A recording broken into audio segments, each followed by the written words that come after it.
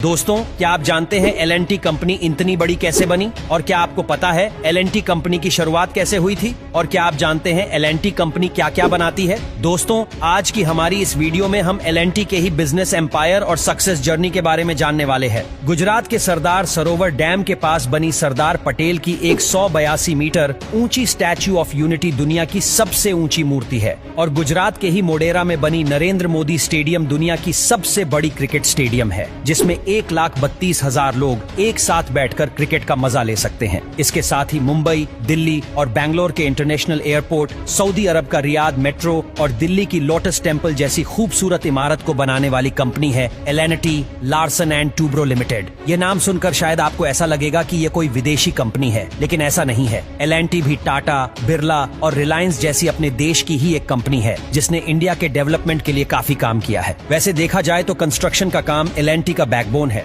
और उनके design, architect और इंजीनियरिंग का लोहा दुनिया मानती है। लेकिन आज टेक्नोलॉजी, डिफेंस, पावर और फाइनेंस जैसे फील्ड्स में भी L&T काफी तेजी से आगे बढ़ रही है। आप जानकर हैरान हो गए कि देश का पहला न्यूक्लियर रिएक्टर बनाने की बात हो या फिर nuclear power submarine INS Arihant का निर्माण हो, हमारी सरकार ने L&T पर ही भरोसा जताया है। L&T की स्टोरी की शुरुआत 1934 में हुई, जब डेनमार्क की एक मशीन बनाने वाली कंपनी ने एक civil engineer Soren Kristian Toubro और एक chemical engineer Henning Holck Larsen को एक सीमेंट कंपनी के इंस्टॉलेशन और मर्जर के सिलसिले में इंडिया भेजा। दरअसल लार्सन एंड टूब्रो दोनों कॉलेज फ्रेंड्स थे। जब 1939 में सेकेंड वर्ल्ड वॉर शुरू हुआ तो डेनमार्क पर जर्मनी का कब्जा हो गया और ये दोनों दोस्त वापस नहीं लौट सके। इंडिया में ही रिफ्यूजी की तरह रहने लगे और यहीं रुककर कोई बिजनेस स्टार्ट करने का फैसला लिया। लेकिन उनके पास ज्यादा पैसे तो बचे नहीं थे, इसलिए मुंबई में एक छोटे से रूम से उन्होंने एक पार्टनरशिप फर्म के रूप में L&T की शुरुआत की, जिसे 1946 में एक प्राइवेट लिमिटेड कंपनी में कन्वर्ट कर दिया गया। क्योंकि इंडिया में भी अंग्रेजों का शासन था, इसलिए हम ज्यादातर सामानों के लिए यूरोपियन कंट्रीज पर ही निर्भर थे।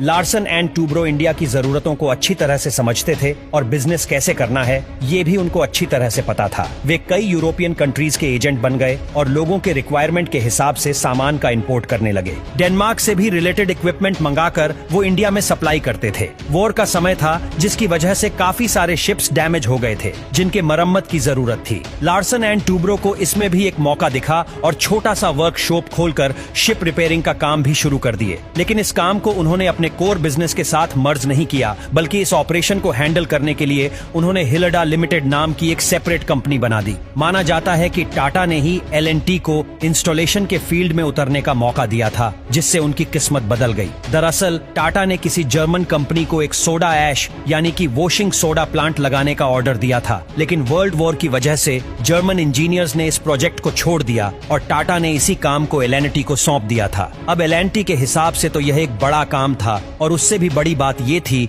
कि उन्हें टाटा ग्रुप के साथ काम करने का मौका मिल रहा था। उन्होंने इस मौके का पूरा फायदा उठाया और अच्छी क्वालिटी के साथ इस प्रोजेक्ट को समय से पहले ही पूरा करके दे दिया। पूरे देश में L&T की तारीफ होने लगी और उन्हें और भी प्रोजेक्ट्स मिलने लगे। भारत में कामयाबी को देखकर देश विदेश की बड़ी बड़ी कंपनीज L&T के साथ काम करना चाहती थी। आजादी के बाद कंपनी ने अपना एक्सपेंशन करते हुए कोलकाता, चेन्नई और दिल्ली में भी अपना ऑफिस शुरू कर लिया और 1950 में मुंबई के पवई इलाके में IIT मुंबई की स्थापना के लिए जब सरकार ने जमीन एक्वायर किया तो L&T ने भी आसपास के जंगल का खाली पड़ा 55 एकड़ जमीन खरीद लिया। चारों तरफ दलदल और कूड़े का अंबार था, लेकिन जब L&T ने उस एरिया को डेवलप करना शुरू किया तो सैकड़ों लोगों को रोजगार मिला और आज पवई की दशा बिल्कुल बदल चुकी है। 1950 में ही L&T एक पब्लिक कंपनी बन गई और कुछ दिनों बाद मुंबई ऑफिस को ब्लाड स्टेट के ICI हाउस शिफ्ट कर दिया गया, जिसे बाद में L&T नहीं खरीदकर अपना हेडक्वार्टर L&T हाउस बना दिया। 1961 में लार्सन और टूब्रो के डेडिकेशन को देखकर डॉक्टर होमी भाभा ने उनसे न्यूक्लियर रिएक्टर को बनाने में सपोर्ट करने के लिए कहा। हालांकि उस दौर में न्यूक्लियर रिएक्टर बनाना घाटे का सौदा था, लेकिन देश की जरूरत को देखते हुए L&T ने फर्स्ट न्यूक्लियर रिएक्टर का निर्माण किया और 70 के दशक में विक्रम साराभाई ने L&T को इसरो के साथ काम करने का मौका दिया। इस तरह L&T देश की न्यूक्लियर और स्पेस प्रोग्राम के साथ भी जुड़ गई और 1985 आते आते L&T DRDO के साथ डिफेंस इक्विपमेंट के डिजाइन और डेवलपमेंट पर पर भी काम करने लगी और आज वो देश के लिए कई तरह के डिफेंस वेपन्स मिसाइल। एल&टी के बढ़ते कद को देखते हुए देश की सबसे बड़ी बिजनेस फैमिलीज अंबानी और बिरला ने एल&टी के हॉस्टाइल टेकओवर की असफल कोशिश भी की थी। आपकी जानकारी के लिए बता दूं कि हॉस्टाइल टेकओवर का मतलब होता है जब कोई कंपनी स्वतंत्र रूप से काम करना चाहती है, लेकिन कोई ज्यादा पूंजी वाली कंपनी या इंसान मार्केट से उनके शेयर परचेज करके उन पर अपना कंट्रोल कर लें, तो यह हॉस्टाइल टेकओवर कहलाता है। 19 के दशक में तो एल&टी रिलायंस के हाथों में जाते जाते रह गई थी। कंपनी के उस दौर के सीईओ एम नाइक की अगर बात माने तो धीरू भाई अंबानी एल&टी के एक्विजिशन को लेकर काफी सीरियस थे और एक सोची समझी प्लान के तहत अपने दोनों बेटों मुकेश और अनिल अंबानी को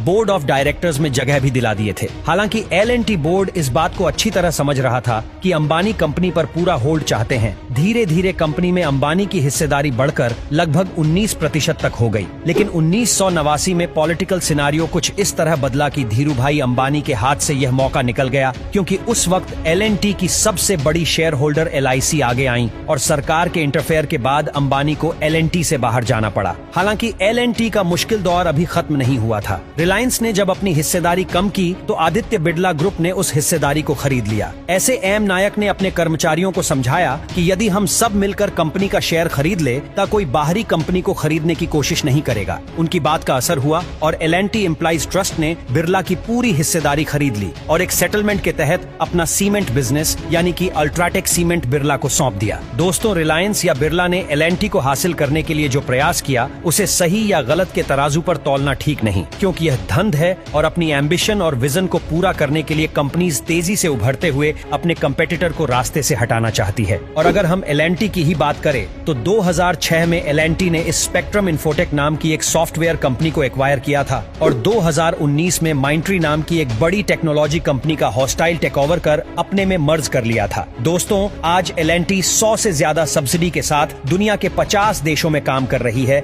और 20 अरब डॉलर्स के रेवेन्यू के साथ ही 3 लाख से ज्यादा लोगों को रोजगार देती है। इंडियन गवर्नमेंट $5 ट्रिलियन के GDP का जो टारगेट लेकर काम कर रही है वह इंफ्रास्ट्रक्चर, इन्वेस्टमेंट और मैन्युफैक्चरिंग के दम पर ही पूरा हो सकता है, जिसका सबसे अच्छा एग्जाम्पल चाइना है, जो पिछले 30 सालों में ही हमसे 5 गुना आगे निकल गया। लेकिन आज दुनिया भर में चीन के खिलाफ बने सेंटीमेंट का फायदा एल&टी हमें दिला सकती है, क्योंकि दुनिया भर के बड़े बड़े प्रोजेक्ट्स को सक्सेसफुली कंप्लीट करके उन्होंने अपने आप को साबित किया है।